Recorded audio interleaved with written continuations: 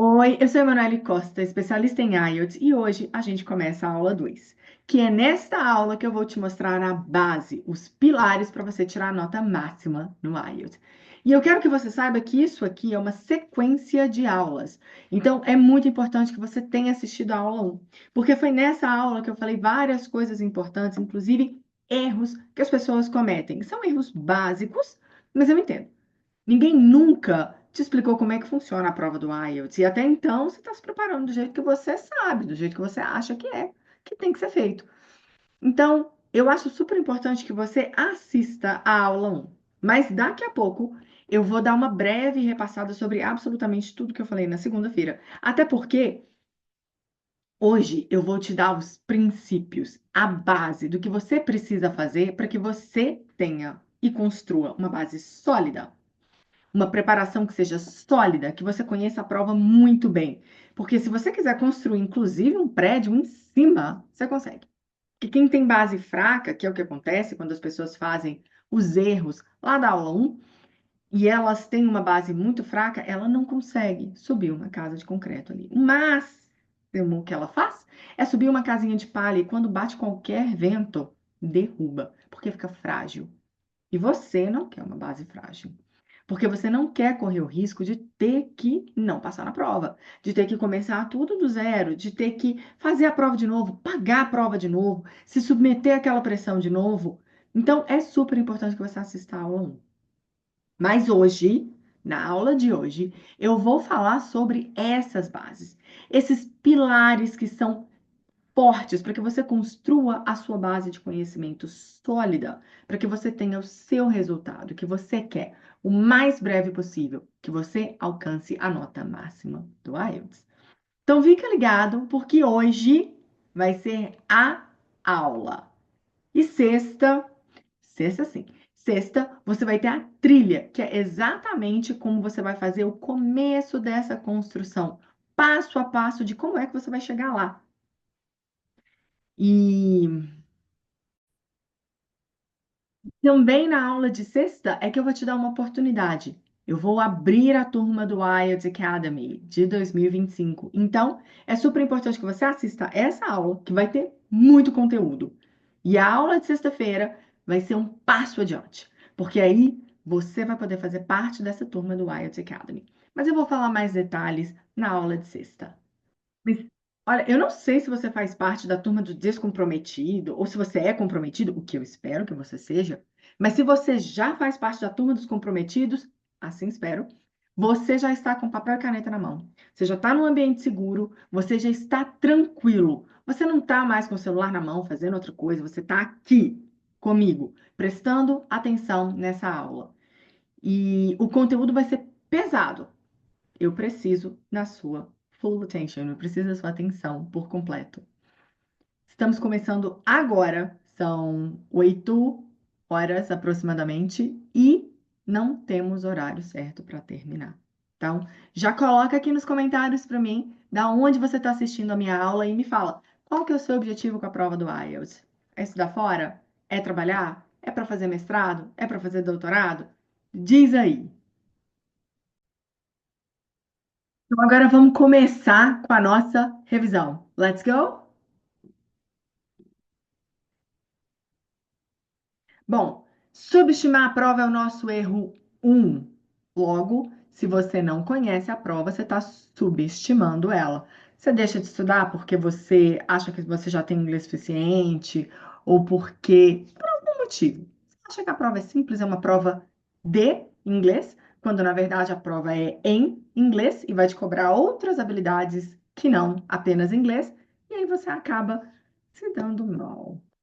Depois a gente tem a quantidade de simulados, porque a falta faz mal e o excesso também é prejudicial. A gente vai ver tudo isso nessa aula. Under delivery. Nós falamos muito do under delivery na nossa última aula, que é a entrega abaixo do necessário. Se você não sabe o que você tem que entregar, você entrega qualquer coisa. E aí, com certeza, você não está entregando o que está sendo pedido. O erro 4 é a memorização. Mas, Emma, a memorização é muito ruim? É. Se você não sabe o que você precisa memorizar, você acaba memorizando chunks, né, que são pedaços de língua ou expressões que você acha que você pode colocar ou num lugar ou em outro, e você acaba não sabendo desenvolver. E eu preciso que você saiba desenvolver aquilo ali para sua prova ficar da forma como ela tem que ser. Correção precisa ser estratégica. Então, se simulado é ruim, fazer de mais ou fazer de menos, se eu não sei corrigir o simulado, piora ainda mais a situação. Então, esses são os 5 principais erros que as pessoas cometem quando elas não têm absolutamente nenhum professor perto delas. Bom, vamos falar então da prova, porque é o seguinte: a base para o seu sucesso depende do quão bem você conhece a prova. Então, você precisa conhecer absolutamente todos os traços da prova. Quando a gente fala de IELTS, a gente tem duas grandes vertentes: é o academic e o general. Academic é para quando você está se aplicando para um mestrado, para um doutorado, para estudar fora, algo desse tipo. E o general é para quando você quer imigrar, você quer trabalhar fora. Então você faz general. As provas são iguais? Não, as provas são um pouquinho diferentes, a gente vai falar dessas diferenças, tá bom?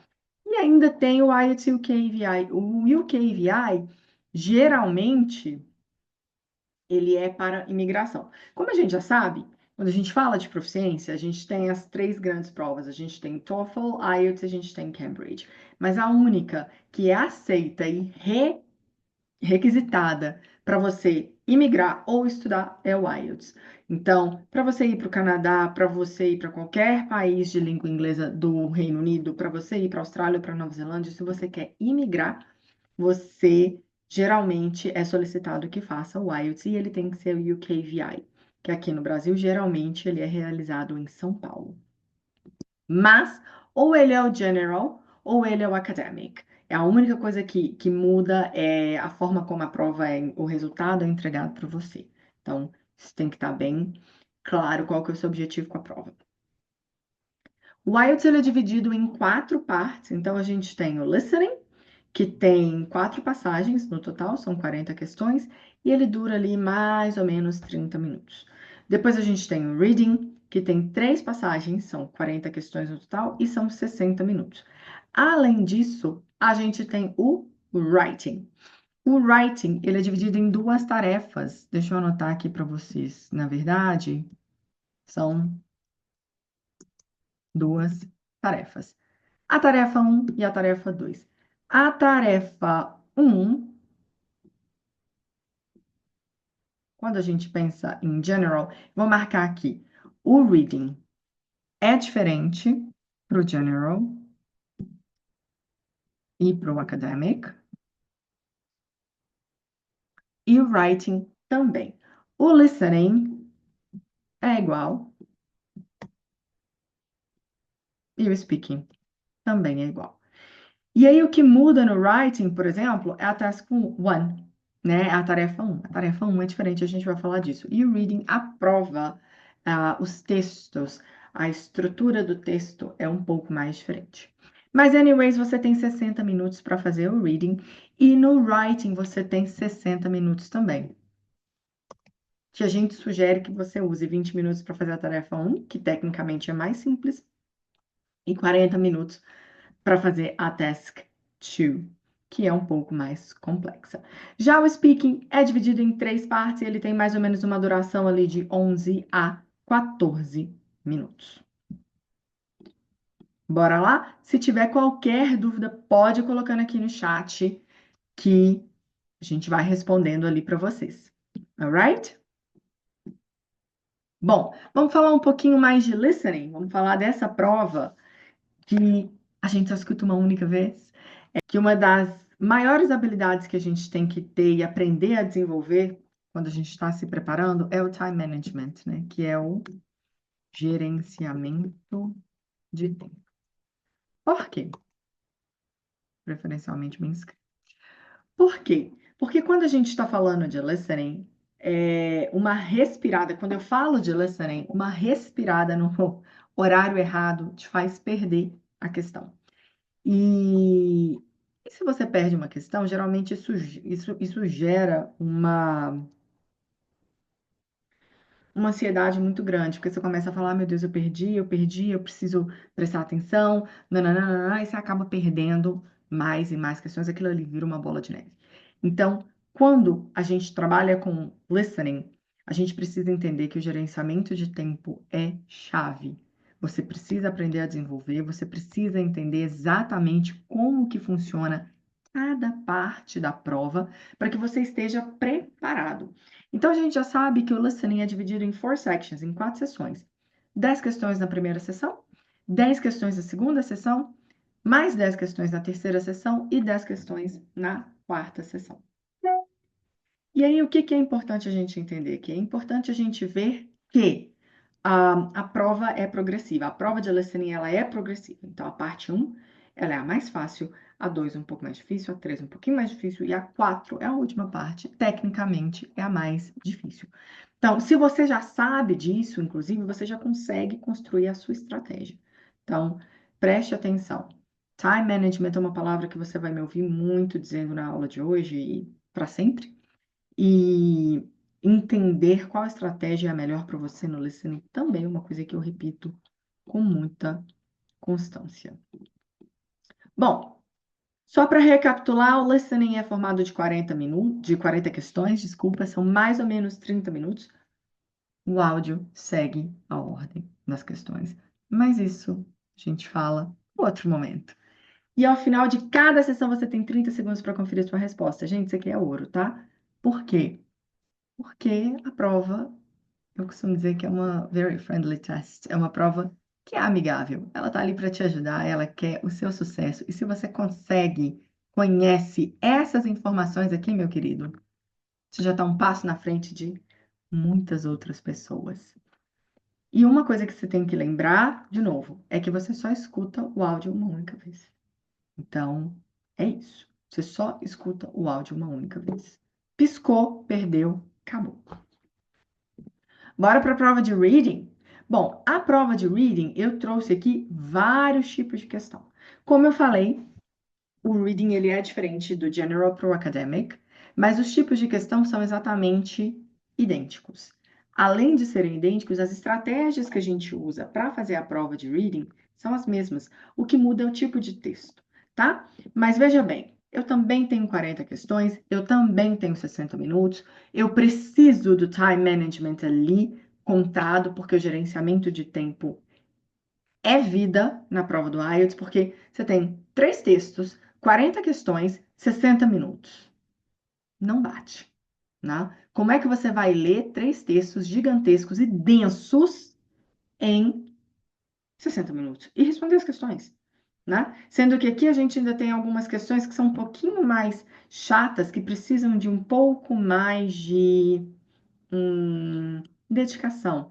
Como, por exemplo, matching sentence endings ou matching headings for paragraphs, matching information, que são questões que são um pouco mais chatas, que você vai ter que aprender a desenvolver durante a sua caminhada.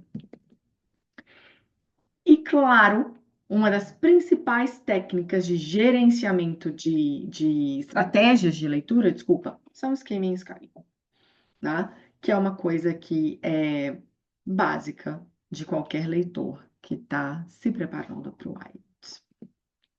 Bom, para recapitular, o reading e o writing são diferentes no que tange general e academic, certo?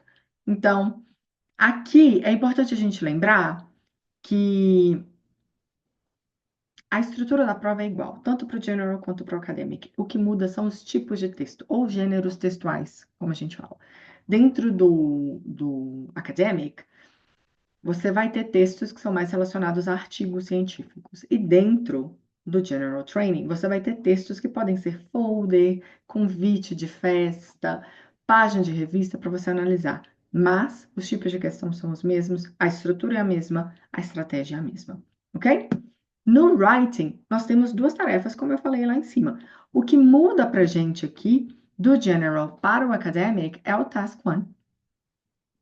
O task 1 que vai mudar. Mas, lembre, a estrutura é a mesma. Você tem que entregar 150 palavras no mínimo e para a task 2, 250 palavras. Ah, Emma, por que que você colocou how long ali, 20 and 40, que são o tempo? Esse é o tempo que a gente sugere que vocês utilizem para poder fazer cada tarefa, tá? Ah, mas eu posso fazer em 30 minutos do task 1 e 30 minutos do task 2? Poder você pode. Mas você tem que entregar 250 palavras aqui. Eu entendo que essa redação que você tem que escrever ela é um pouco mais densa do que a primeira. Logo, você vai precisar se dedicar muito mais na segunda redação, na segunda tarefa, do que na primeira.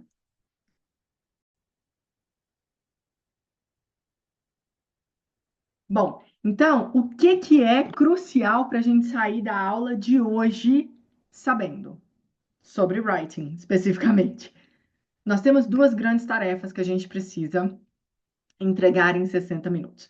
Task 1 da General Training é diferente, você tem que responder uma carta, 150 palavras. Task 1 da Academic, também 150 palavras, mas você tem que escrever um mini report. A Task 2, que é a tarefa 2, ela é idêntica, tanto no General Training quanto no Academic. Então, você tem que escrever uma redação com 250 palavras no mínimo, certo? Outro aspecto que é chave é o time management, que é o gerenciamento de tempo. Você precisa aprender a gerenciar o seu tempo para fazer duas redações maravilhosas para você poder conseguir uma nota decente, que é de 6,5 para cima. Atenção a cada tipo de tarefa. Ler a instrução. Por incrível que pareça, é o tipo de coisa que as pessoas não gostam de fazer. A instrução, ela te dá tudo o que você precisa fazer. Quantas questões são, o que que você precisa responder, qual o tom da sua carta, no caso do General Training Task 1, qual é o tipo de coisa que você tem que fazer, o tipo de pergunta que você tem que responder para o Task 2. Então, assim, leia as instruções, esteja atento a cada tipo de tarefa. Saiba responder cada tipo de questão. Então, eu entendi o tipo de tarefa, eu sei responder o tipo de tarefa, eu entrego para o examinador exatamente o que ele está pedindo. Dando sequência, Emma, afinal de contas, o que que a gente tem que entregar na redação? Vamos falar um pouquinho sobre isso? Esses são os critérios que a gente tem que entregar, que a gente tem que resolver. Então, olha bem, quando a gente está falando de Writing Task 1, a gente tem que entregar Task Achievement, que é exatamente responder a questão toda e entregar no mínimo 150 palavras. Então, muitas vezes a pessoa fala assim, mas eu tenho mesmo que escrever 150 palavras? E se eu escrever só 148? Isso é um dos critérios que está sendo avaliado na sua redação. Então, se você escreve 148 ao invés de 150, você vai ser penalizado no que tange o Task Achievement. Para a Task 2, esse tópico, esse critério de avaliação é chamado Task Response, mas é basicamente a mesma coisa, só tem nome diferente. É o quê? Você você respondeu todos os pontos da questão, porque para você que possivelmente não sabe, pode ser que tenha uma questão da Task 2 que tenha duas questões dentro de uma. E se ela tiver, você tem que responder as duas, porque senão você está respondendo pela metade. Lembra do under delivery? Under delivery é isso, é você não entender o que está sendo pedido e entregar pela metade. Então, é isso que acontece quando você não conhece a prova. Você entrega os trem pela metade, como a gente fala aqui em Minas.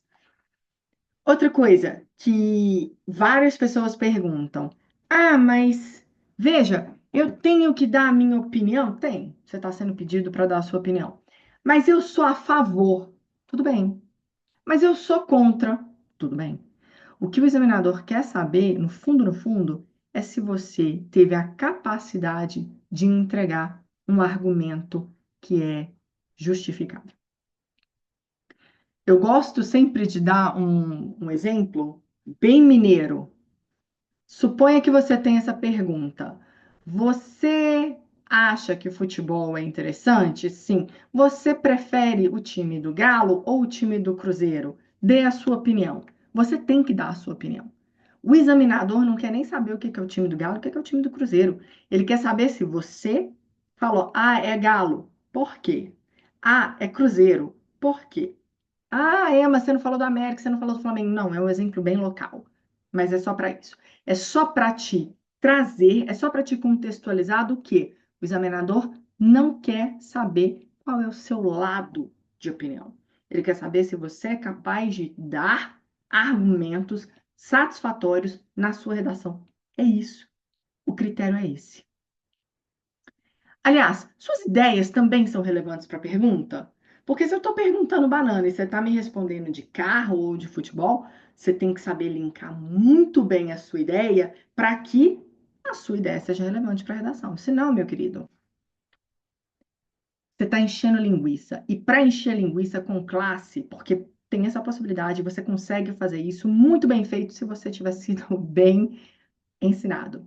Caso contrário, encheção de linguiça que não tem relevância, que não tem conexão, que não tem coerência, que não tem linking words, que não tem absolutamente nada do que precisa estar sendo entregado aqui, colocado, você está simplesmente colocando palavra, montuando palavra, que vai fazer a sua redação não ter nenhum nexo. Então, suas ideias têm que ser relevantes para a questão, senão você perde ponto, tá? Did you write 250 words? De novo. Ah, mas eu tenho que escrever 250 palavras, eu escrevi 248. Você vai ser penalizado, porque isto é avaliado. Então, entenda, quando o cara escreve muito, quando a pessoa escreve muito, eu já recebi uma redação que tinha 538 palavras. Eu olhei na cara da pessoa, ela tinha acabado de começar a fazer aula comigo. Eu falei, você vai me desculpar, eu não vou ler. Mas como você não vai ler? Tem 538 palavras.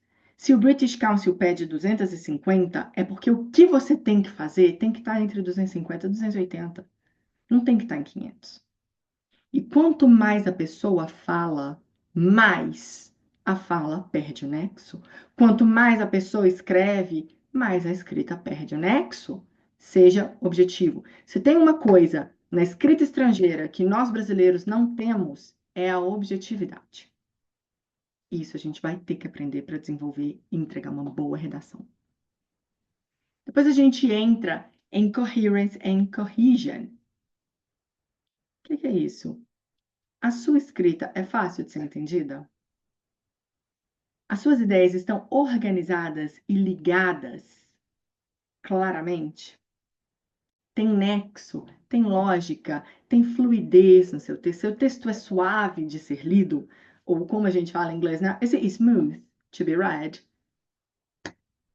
Ele tá ali, tranquilo de ser entendido? Então, tá bom. Aí a gente entra em outro ponto. Lexical resource. Lexical resource nada mais é do que recurso lexical. Vou traduzir de novo.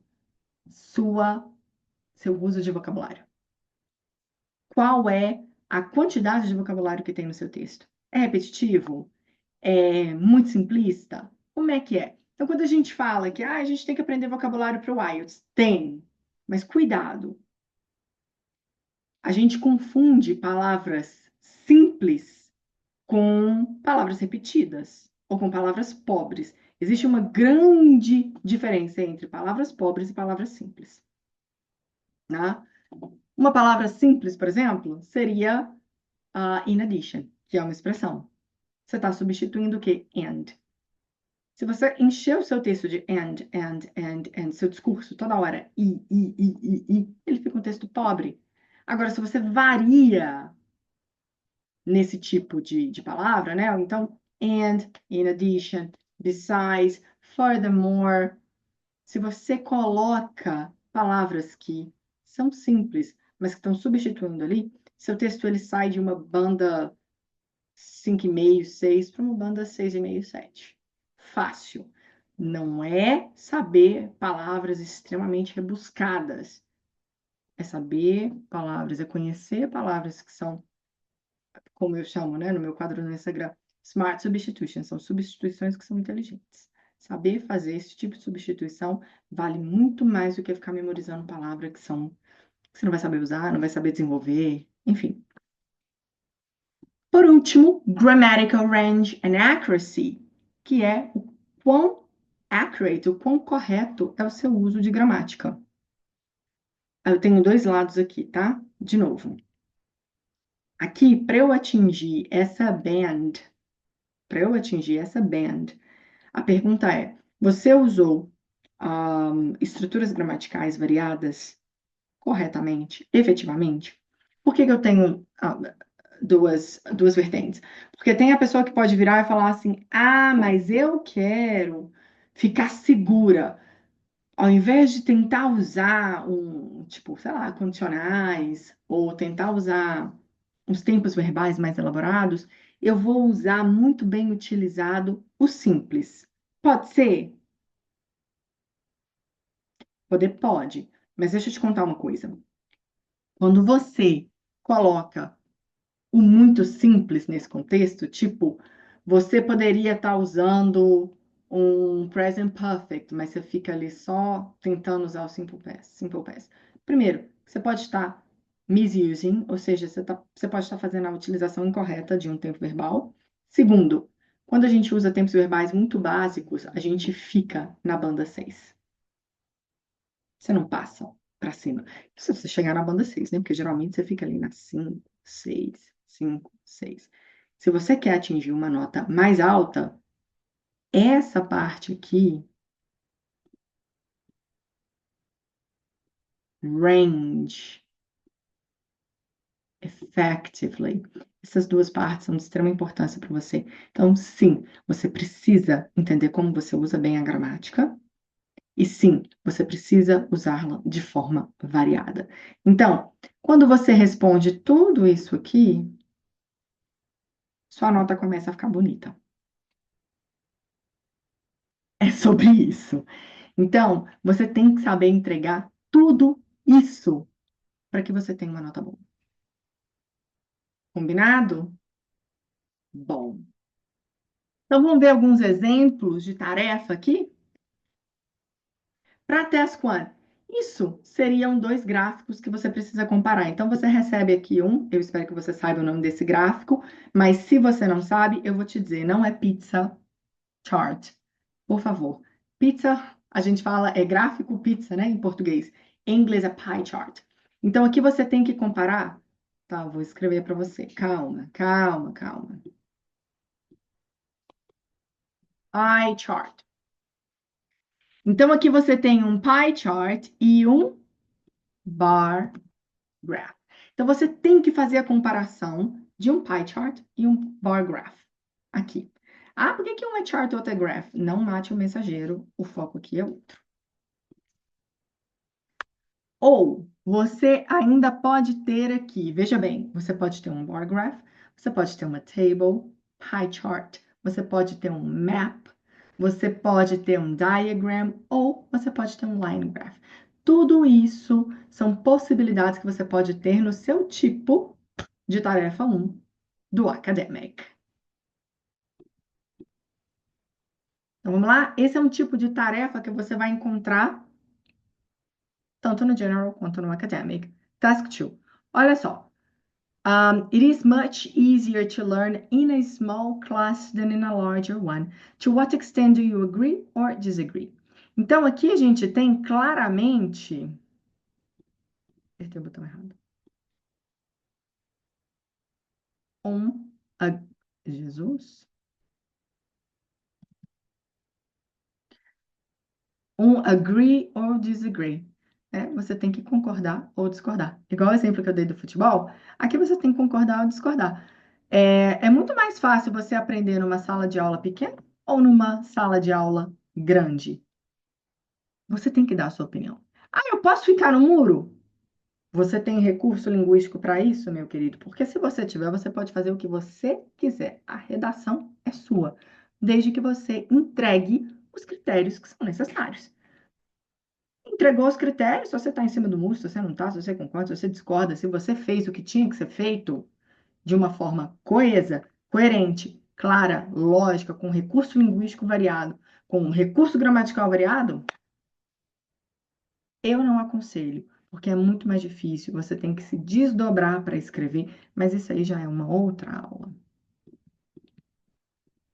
Mas eu acho que estudar em sala de aula pequena é melhor. Ok, descreva, dê a sua opinião, explique, dê argumento, faça isso. Eu acho que estudar na maior é melhor. Ok, seja feliz. Coloque lá. Eu acho que estudar na maior é melhor. Por quê? Por causa disso, disso, disso. É sua redação. Agora a gente vem para o speaking. My favorite part ever. Bom, o speaking ele tem 3 partes que vão ser divididos em part 1, 2 and 3.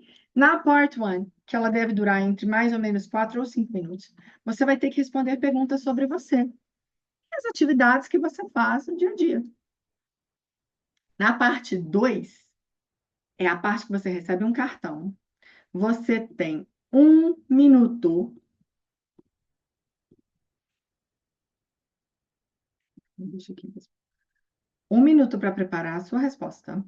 E você tem 2 minutos para responder, para verbalizar a sua resposta. Tá bom? Eu posso responder em menos tempo? De novo, você pode fazer o que você quiser. Eu não aconselho, mas o teste é seu, né? A recomendação é que você use os 2 minutos no total. Por quê? Veja, o examinador, ele vai te ver por 14 minutos no máximo, se você for um bom test taker. Se você não for, você vai gastar menos tempo e, enfim. Então, se você for um bom test taker, o examinador vai ficar com você por 14 minutos. Ele tem 14 minutos. Repete comigo. Ele tem 14 minutos para te avaliar. Ele não sou eu, ele não é seu speaking buddy, ele não é. Não, ele é o examinador que tem 14 minutos com você. Se você entrega pouco, ele tem pouco material para avaliar. Se você entrega muito, ele tem muito material para avaliar. Mas se eu ficar falando besteira? Se você ficar falando besteira é porque você não foi bem preparado, então você já está errado. São 14 minutos que você vai dar um show, porque é o seu momento de brilhar. É isso que você tem que fazer. Você tem 14 minutos para entregar o melhor teste de speaking da sua vida. E é isso que você tem que fazer. Então, use todos os minutos que você tem para usar. Quanto mais você entrega, mais ele consegue avaliar. Quanto menos você entrega, menos material ele tem, e aí ele vai marcando. Não tem recurso linguístico, não tem recurso gramatical, vai marcando tudo negativo. Só penalizando, penalizando, penalizando. Não é isso que você quer. Se você quer ter uma nota boa, você precisa saber usar o seu tempo wisely, adequadamente.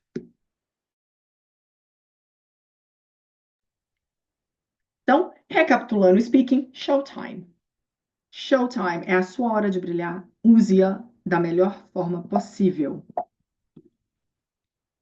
que a gente precisa fazer? Eu preciso que você demonstre uma vasta e complexa estrutura gramatical, de preferência certa, né?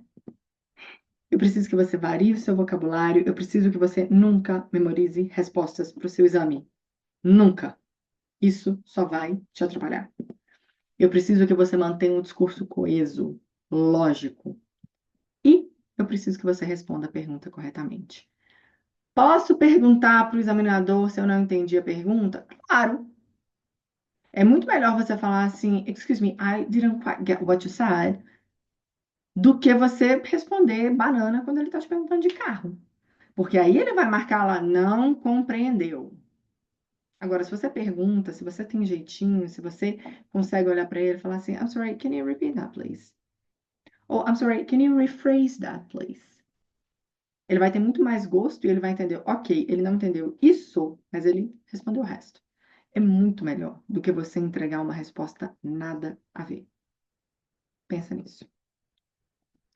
Uma pergunta que eu recebo demais. Accent matters. Acento. Eita, trem. Sotaque importa? Não. Sotaque não importa. Eu sou orgulhosamente brasileira. Meu sotaque é brasileiro. Não tem como mudar. É imutável. Se o professor vira para você e fala, My accent is British, is nothing. Não é, não. Tá longe de ser. My accent is American. Seu sotaque é muito brasileiro.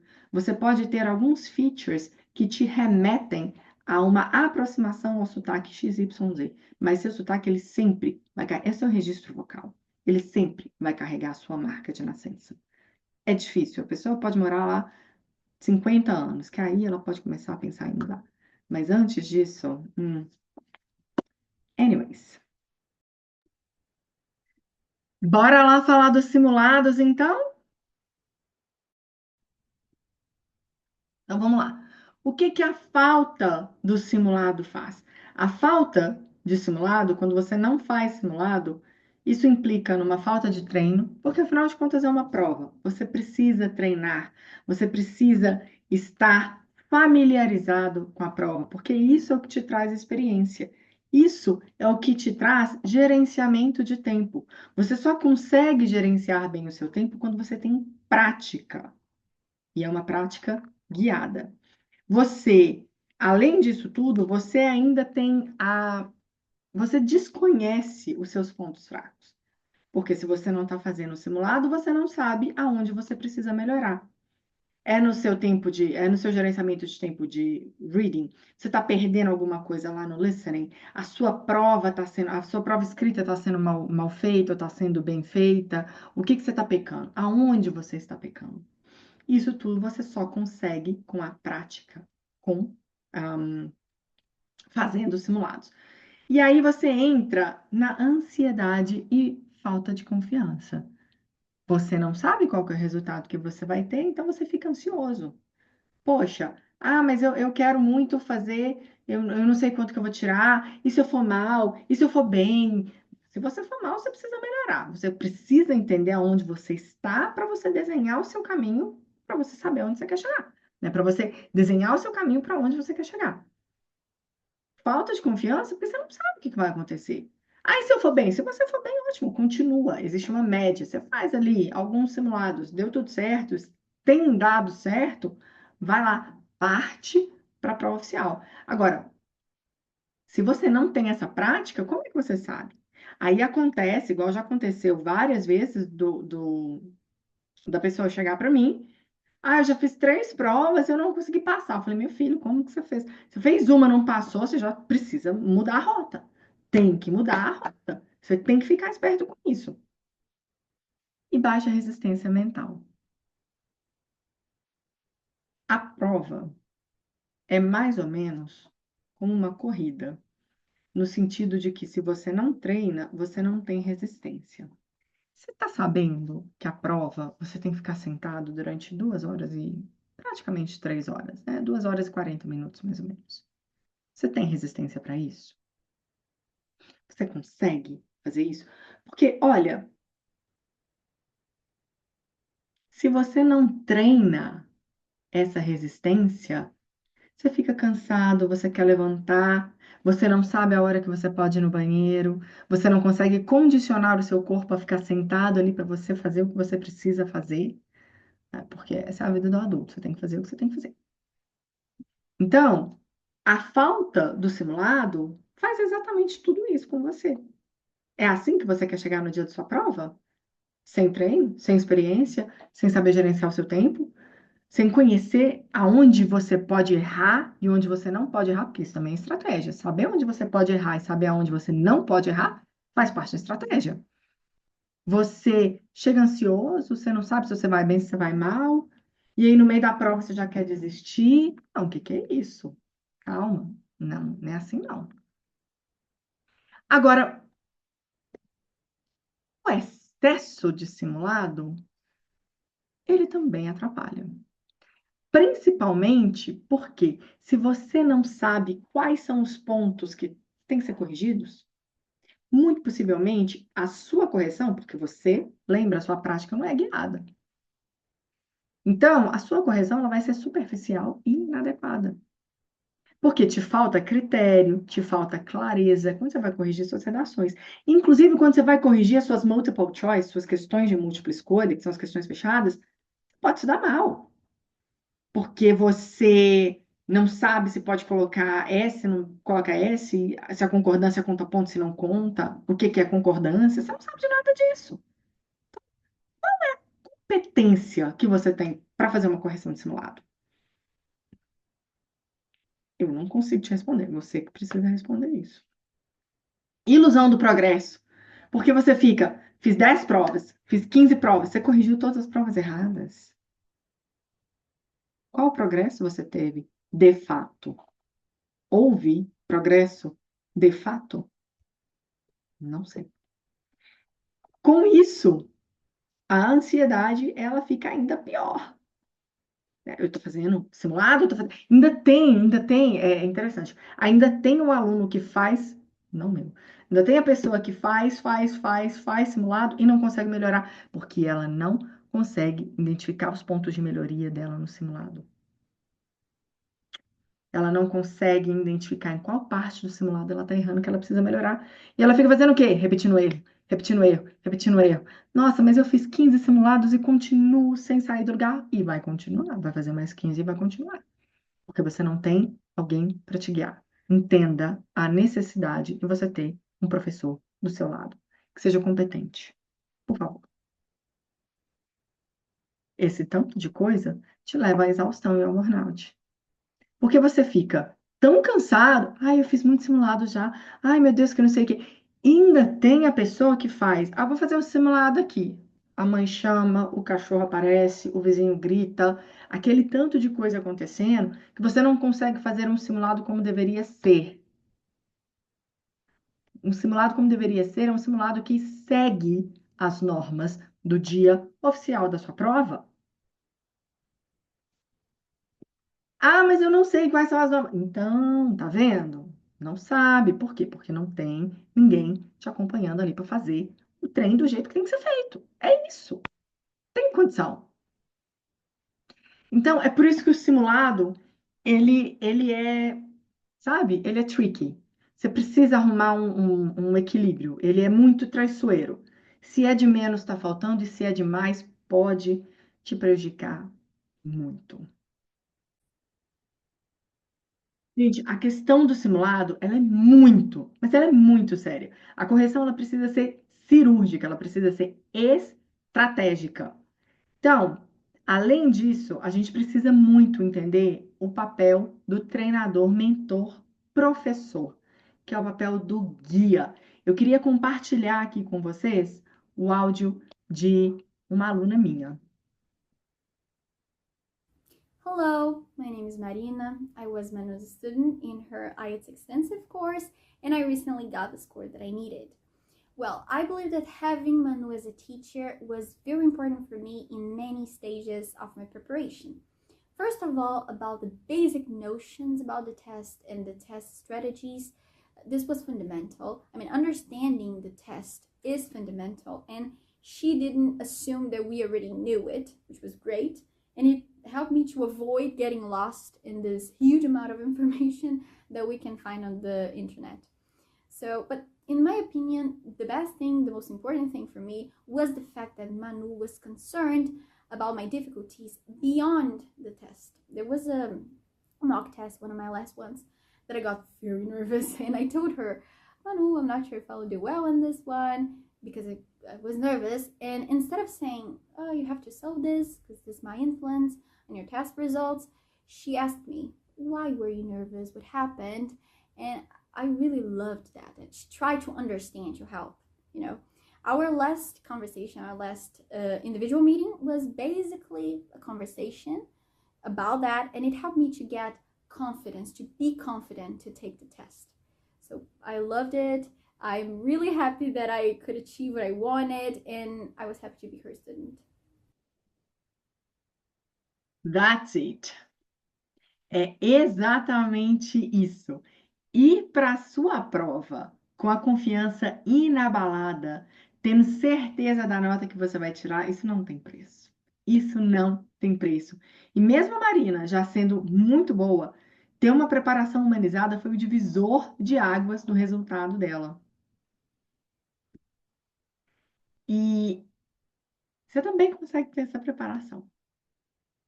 Na nossa próxima aula, eu vou trazer uma oportunidade, como eu já falei. Então, fica ligado e não perca a nossa próxima aula. Hoje, a gente trabalhou bastante com os fundamentos do IELTS. A gente viu como que a nossa base precisa ser sólida para a gente poder construir o que a gente quiser em cima dela. Para a gente ter fluidez, para a gente ter segurança de navegar tranquilamente pela jornada. Para a gente saber o que que a gente está fazendo, onde que a gente está pisando. Então, esses pilares, conhecer a prova, conhecer os critérios de avaliação, entender como funcionam os simulados, por que fazer, como fazer, isso foi fundamental. Eu espero que você tenha gostado bastante da nossa aula. Então, não deixa de responder o Forms que está lá no nosso grupo. Eu quero conhecer um pouquinho mais de você. E é isso. A gente se vê na próxima aula. Tchau!